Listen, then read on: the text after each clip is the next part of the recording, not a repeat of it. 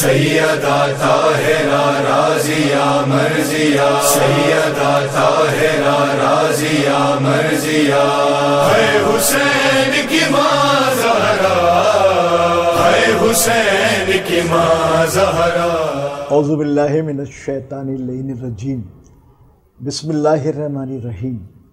ساری تعریفیں خدائے برتر کے لیے کہ جس کے قبضے میں ساری کائنات ہے۔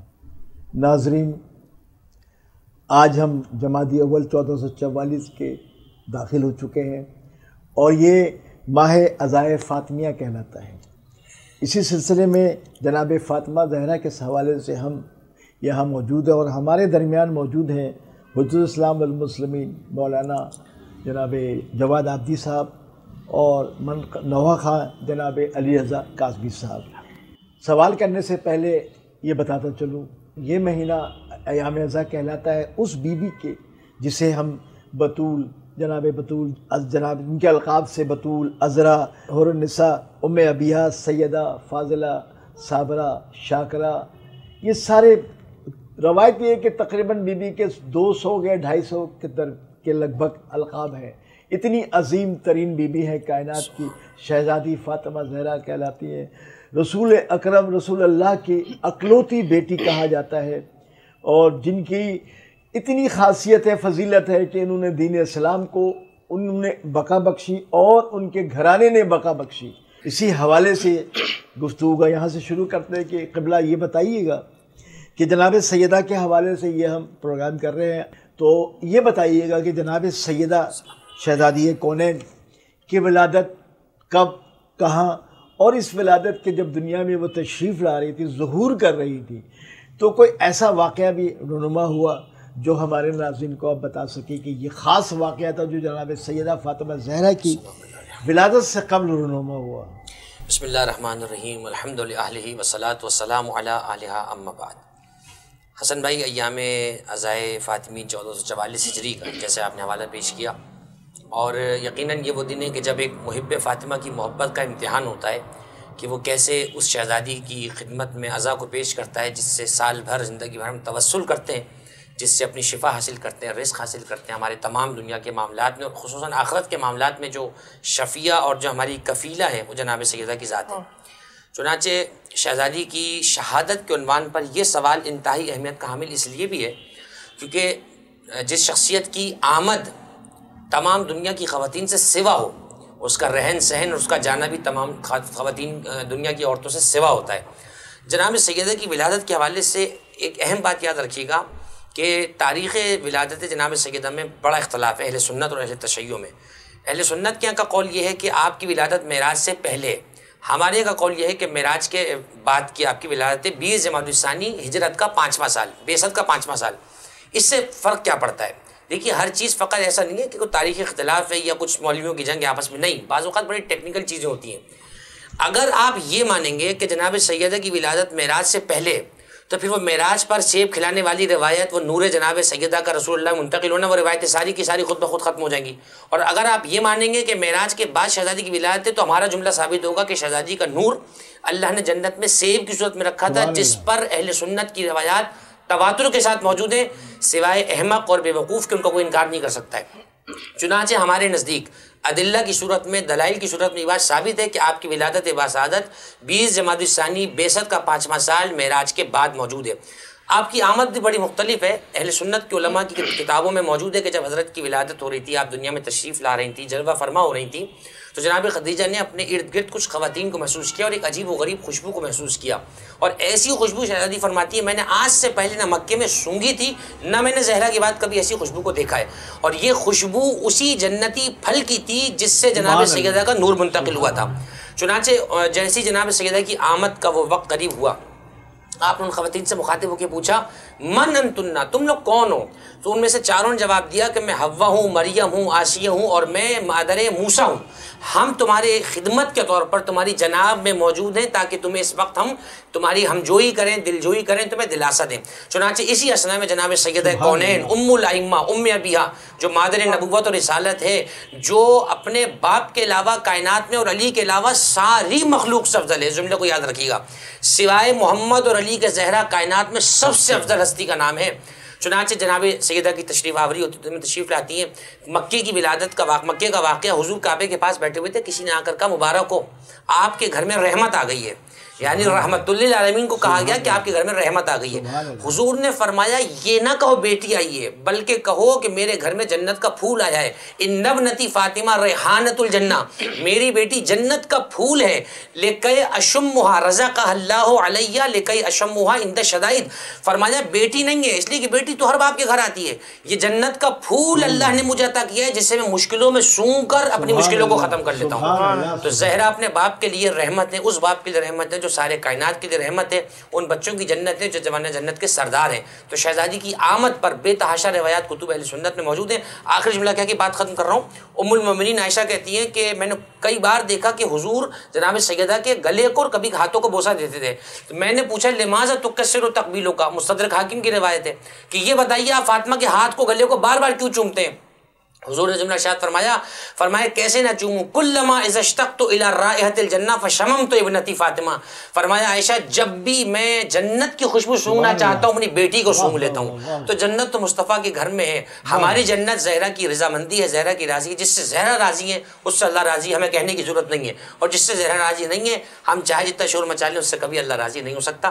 خداوند متعال میں شہزادی کو راضی کرنے کی توفیق عطا فرمائے۔ قبلہ اس میں یہ بھی چاہوں گا تھوڑا سا بتا دیا کہ کیا رسول خدا نے بھی یہ فرمایا کہ جو زہرا کو راضی کرے اس سے جی بڑی مشہور و معروف حدیث ہے، بخاری مسلم، اور امام بخاری مسلم کا یہی تو طرح امتیاز ہے کہ جناب سیدہ کے لیے انہوں نے کچھ نہیں لکھا لیکن یہ لکھ دیا بس، اور ان کا کچھ نہ لکھنا ہمیں اس پہ کوئی ان سے شکوہ نہیں ہے، یہ لکھ دیا، ہم ان کے شکر گزار ہیں قیامت تک تمام شیعہ کہ انہوں نے بڑا مسئلہ حل کر دیا۔ ان اللہ یغضب لغضب فاطمہ و یرضی لرضاھا، بخاری کی حدیث ہے، فرمایا اللہ میری بیٹی کی غضب سے غضبناک ہوتا ہے، میری بیٹی کی رضامندی سے راضی ہوتا ہے۔ ایک جملہ کہہ کے بعد گزرتا ہوں کہ جناب سیدہ اگر معصومہ نہ ہوتی تو کبھی ان کے غضب پہ اللہ غضبناک نہ ہوتا، کیونکہ اللہ غیر معصوم کے غضب پہ کبھی غضبناک اور راضی پہ رضامندی نہیں ہوتا ہے۔ یہ حدیث دلالت ہے کہ آپ صرف بیٹی نہیں ہیں بلکہ عصمت کبریٰ کے اس درجے پر فائز ہیں کہ جس میں نہ حوا ہے، نہ مریم ہے، نہ آسیہ ہے، نہ سارہ ہے، اور سنبھل کے کہہ دوں اس مرتبے پہ خدیجہ بھی شامل نہیں ہے جو مرتبہ جناب سیدہ کو حاصل ہے، کیونکہ آپ عالمین کی عورتوں کی سردار، حالانکہ وہ مادر گرامی ہے۔ سبحان اللہ سبحان اللہ، مولانا بڑی اچھی بات کی آپ نے۔ آئیے اپنے ایک دوسرے سوالات کی طرف لے کے چلتے ہیں کہ حدیث بزت میں یہ شیعہ سنی کے مابین متفقہ حدیث ہے، اس کی کیا تشریح ہے اور اس سے مقامات جناب زہرا پہ استقلال کیسے ہو سکتا ہے؟ بسم اللہ الرحمن الرحیم۔ یہ بھی حدیث حسن بھائی بخاری کی حدیث ہے، بچپن سے سنتے آ رہے ہیں، فاطمہ تو بضعۃ منی، فاطمہ میرا ٹکڑا ہے۔ اب اس میں لوگ بعض اوقات تلاعب کرتے ہیں حدیث کے ساتھ، یعنی کھلواڑ کرتے ہیں، فاطمہ میرا جگر کا ٹکڑا ہے، جبکہ بضعہ عربی کے اندر مطلق بدن کے ٹکڑے کو کہا جاتا ہے، یعنی میرا ٹکڑا۔ دیکھیے میں مثال آپ کو دوں، ممبر کے 5 زینے ہوتے ہیں، خطیب پہلے پہ پاؤں رکھتا ہے، دوسرے پاؤں رکھتا ہے، تیسرے کے بعد چوتھے پہ بیٹھتا ہے۔ عموماً ہمارے یہاں کم سے کم ہندوستان پاکستان میں یہ ہے کہ آخری ممبر کا زینہ چھوڑا جاتا ہے۔ بزرگان یہ کہتے ہیں کہ یہ حضرت امام زمانہ کا حق ہے، لہٰذا اس پہ نہیں بیٹھتے۔ اگر کوئی بیٹھتا ہے تو بہرحال ہم اس کو حرام نہیں کہہ سکتے، لیکن ادب یہ ہے کہ اس کو اوپر کا زینہ نہ استعمال کیا جائے۔ لیکن کیا آپ اجازت دیتے ہیں کہ کوئی شخص ممبر کے پہلے زینے کی توہین کرے یا پہلے زینے کو نجس کر دے؟ آپ اجازت نہیں دیں گے۔ کیا آپ اجازت دیتے ہیں کہ مسجد کے اندر کارپیٹ والے حصے کو چھوڑ کے مسجد کے صحن کو نجس کر دے؟ جی آپ اجازت نہیں دیں گے۔ کیا آپ اجازت دیں گے کہ سجدہ کے آدھے ٹکڑے کے کوئی نجس کر دے، آدھے پہ سجدہ کرے؟ اجازت نہیں دیں گے آپ۔ کیوں؟ آپ کا جواب آئے گا کیونکہ یہ سب اس کا ٹکڑا ہے۔ اس کا مطلب یہ ہوا جو حکم پورے کا ہوتا ہے وہی حکم ٹکڑے کا ہوتا ہے۔ حضور نے فرما دیا فاطمہ میرا ٹکڑا ہے، اگر میں رسول ہوں تو فاطمہ رسالت کے کاموں میں میرا ٹکڑا ہے، اگر میں نبی ہوں تو فاطمہ نبوت کے مرتبے میں میرا ٹکڑا ہے، اگر میں معراج پر ہوں تو فاطمہ معراج میں بھی میرا ٹکڑا ہے، جو بھی میں کہہ کے گزرا۔ اور اب ہم جملہ یہ بیان کرتے چونکہ ہماری گفتگو عمومی سطح کی ہوتی ہے، اسے سب سنتے ہیں، یہ بات ذہن میں رہ جائے یہ کوئی ہمارا غلو نہیں ہے۔ کبھی کتابوں کو پڑھیں آپ، مناقب الزہرا کتاب ہے امام عبدالرؤف مناوی کی، 1011 ہجری کا اہل سنت کا عالم ہے، قاری ظہور احمد فیضی لاہور والا، وہ ترجمے کر رہا ہے آج کل ان کتابوں کے، اس نے بڑا پیارا جملہ لکھا۔ امام مناوی کہتے ہیں کہ یہ جو حدیث ہے فاطمہ میرا ٹکڑا ہے، اب جملہ سنیں، کسی شیعہ عالم کی میں کوٹیشن پیش نہیں کر رہا آپ کو، امام مناوی کہتے ہیں اس سے پتہ چلا کہ فاطمہ صرف جسمانی طور پر نہیں بلکہ علمی طور پر، روحانی طور پر، اخلاقی طور پر اپنے باپ کا ٹکڑا ہے۔ اگر مصطفیٰ خلق عظیم پر فائز ہے تو فاطمہ اپنے باپ کی اخلاق میں اعلیٰ مثال ہے۔ اگر رسول اللہ ساری کائنات کا علم رکھتے ہیں تو فاطمہ اپنے باپ کا ٹکڑا ہے، فاطمہ کے پاس بھی علم ہے۔ اگر حضور کائنات میں سب سے حسین ہے جیسا کہ حسین ہے تو حسن کی انتہا جو ہے جناب سیدہ پر ہے، اور اور آخری جملہ کہہ دوں، اگر رسول کائنات کی رحمت ہے تو سیدہ بھی اپنے چاہنے والوں کے لیے رحمت کا شامیانہ ہے۔ تو یہ جو حدیث بذات منی ہے، بڑے مرتبے پر حدیث ہے۔ اس کا ایک جملہ علماء نے اور لکھا، علماء اہل سنت میں یہ بحث ہے، مولانا اشرف علی تھانوی کی کتاب پڑھیے، نشر الطیب اٹھا کر پڑھیں، اس کے علاوہ جو کتاب اہل سنت کی اٹھائیں، اس میں بحث ہے کہ اس وقت روئے زمین کا سب سے افضل ٹکڑا کون سا ہے؟ کیا رسول اللہ کی قبر جہاں پر ہے وہ ٹکڑا سب سے افضل ہے یا کعبہ سب سے افضل ہے؟ آپ کو حیرت ہوگی سن کر، امام ابن قیم جوزی نے بدائع الفوائد میں جملہ لکھا، فرماتے ہیں، جواب دیا اہل سنت کے عالم نے، ابن تیمیہ کا شاگرد ہے، وہ کہتا ہے ان اردت مجرد الحجرہ، امام ابن قیم کہتے ہیں اگر خالی حجرہ مراد ہے حضور کا تو کعبہ افضل ہے، لیکن اگر حجرے میں آپ نبی کی قبر کو فرض کریں گے تو وہ کہتے ہیں پھر نبی کا وہ کمرہ جہاں نبی آرام فرمائے وہ کعبے سے بھی افضل ہے، آسمان سے بھی افضل ہے، زمین سے بھی افضل ہے، جنت سے بھی افضل ہے، عرش سے بھی افضل ہے، عرش کو اٹھانے والوں سے بھی افضل ہے۔ اس کے بعد کا جملہ سنیے، امام ابن قیم جوزی کیا لکھتے ہیں، فرماتے ہیں وَلَوْ وَزِنَا بِالْكَوْنَيْن، وہ کہتے ہیں اگر حضور کے جسد کو دو جہانوں کے بدلے تولا جائے لرجہا، تو حضور کا جسم سب سے زیادہ وزنی ہوگا، کائنات ہلکی ہے حضور کے آگے۔ اب مجھے فیصلہ کر کے بتائیں، جس نبی کا جسم کائنات کی ہر چیز سے افضل ہو تو جسے نبی کہہ دے یہ میرا ٹکڑا ہے وہ زہرا سب سے افضل کیوں نہ ہوگی؟ چنانچہ علامہ علوسی اہل سنت کے ایک اور عالم ہے، وہ لکھ کر گئے اپنی کتاب میں روح المعانی میں، وہ کہتے ہیں چونکہ فاطمہ حضور کا ٹکڑا ہے لہٰذا اس حیثیت سے، اب میں سنی کوٹیشن نقل کر رہا ہوں تو اس کو اتنا ہی سمجھیے گا جتنا میں کہہ رہا ہوں، وہ کہتے ہیں ہمارے نزدیک زہرا خلفائے راشدین یعنی ابو بکر، عمر، عثمان، علی، کہتی ان سے بھی افضل ہیں کیونکہ زہرا نبی کا ٹکڑا ہے، اس کے علاوہ نبی کا ٹکڑا کوئی نہیں ہے۔ آپ ذرا غور کریں کہ علماء اہل سنت کیا مقام لکھ کر گئے۔ بہرحال اس جملے پہ ہمیں یہ اختلاف ہو سکتا ہے کیونکہ امیر المومنین ہمارے نزدیک جناب زہرا سے افضل ہیں، لیکن آپ ان کے قول کو اگر مانیں، وہ کہتے ہیں ہمارے نزدیک ہم جناب سیدہ کے برابر کسی عورت کو نہیں مانتے کیونکہ حضور نے کسی عورت کو اپنا ٹکڑا کہا ہی نہیں سوائے فاطمہ زہرا کے۔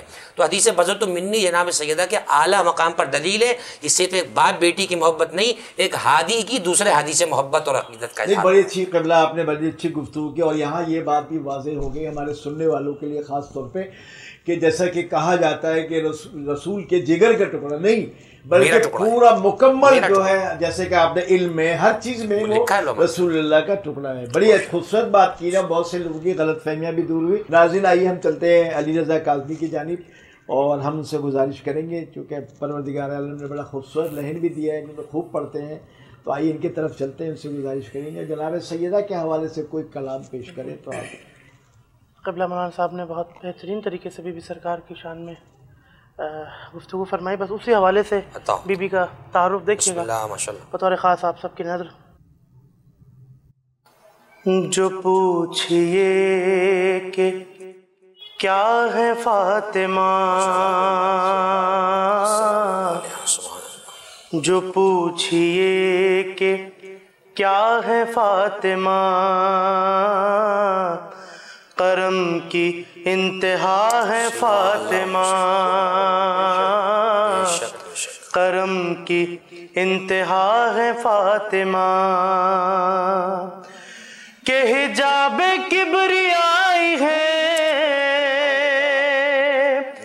حجاب کبریائی ہے، کسی کی قبر رسائی ہے، کہ پردہ خدا ہے فاطمہ، کہ پردہ خدا ہے فاطمہ۔ شعر دیکھیے گا بطور خاص قبلہ۔ آیا ہے وہ، نہا ہے وہ، زماں ہے وہ، مقام ہے وہ،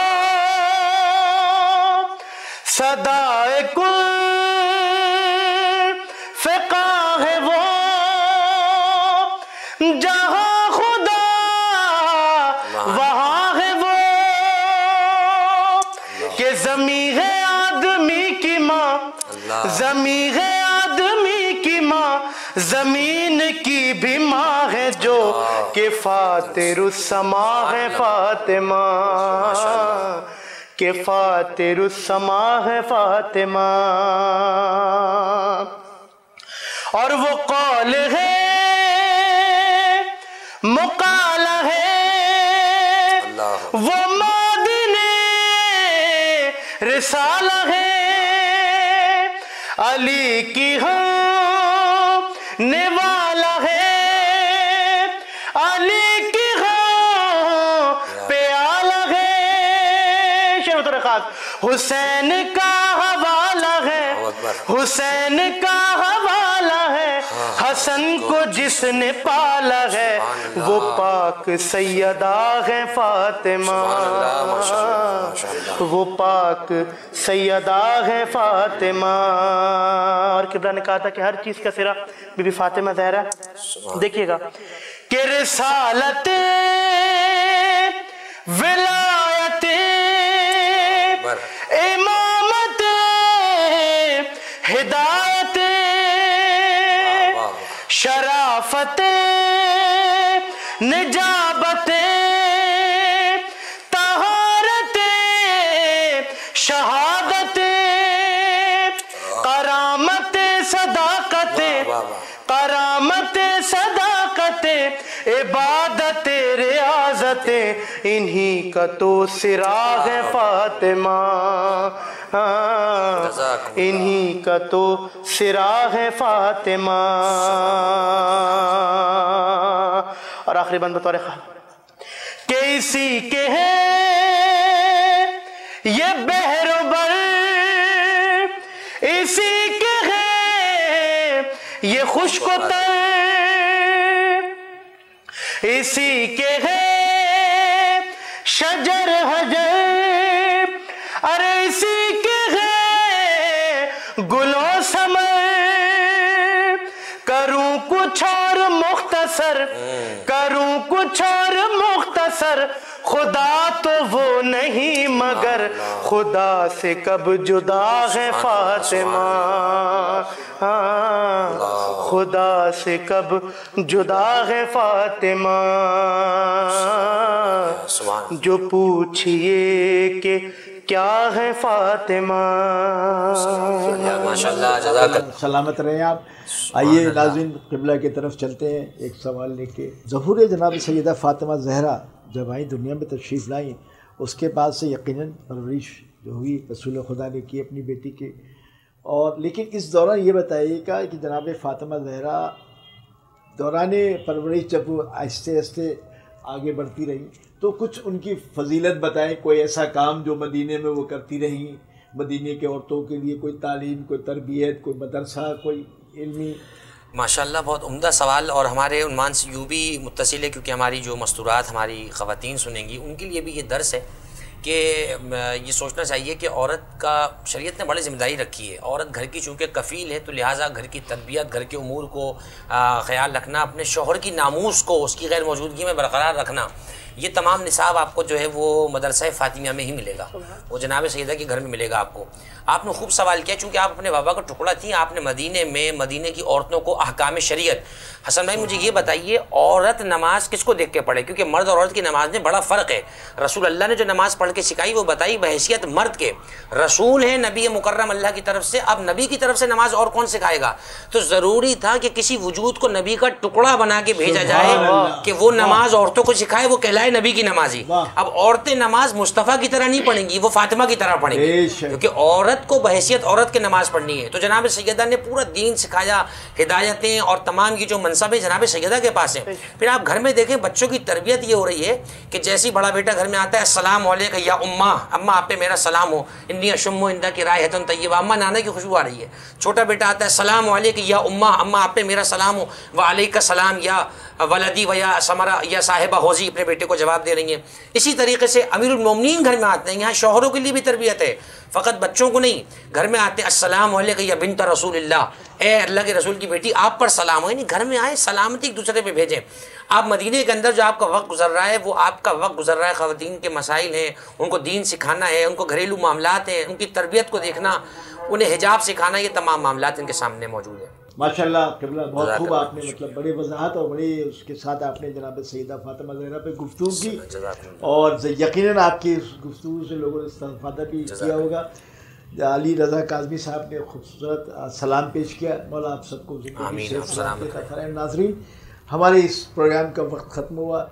अगले प्रोग्राम में जब हम हाजिर होंगे दोबारा तो उसमें भी हमारे साथ हुज्जत इस्लाम मौलाना जवाद हसन आबदी साहब और سلام گزار جناب علی اظہر کاظمی صاحب موجود ہوں گے، اور اسی موضوع پہ ایام عزائے فاطمیہ پہ ہم گفتگو کریں گے۔ اجازت دیجیے اپنے میزبان حسن آبدی کو۔ السلام علیکم۔ سیدہ طاہرہ رازیہ مرضیہ، سیدہ طاہرہ رازیہ مرضیہ، ہے حسین کی ماں زہرا، ہے حسین کی ماں زہرا۔